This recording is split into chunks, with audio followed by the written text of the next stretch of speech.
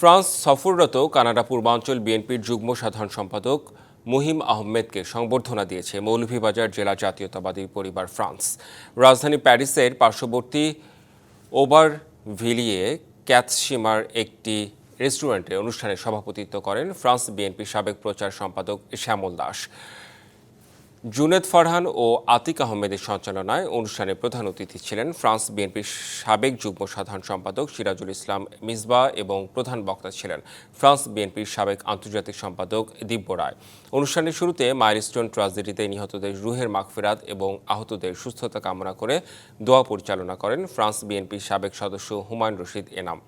অনুষ্ঠানে বিশেষ অতিথি ছিলেন আফজাল হোসেন, মির্জা আব্দুল হান্নান, অ্যাপোলো, মোহাম্মদ আবু বকর, কবির আহমদ, শাহ মিলাদুর রহমান জুমার, মুরাদ আহমদ, জাহেদ আহমেদ সহ অন্যান্যরা।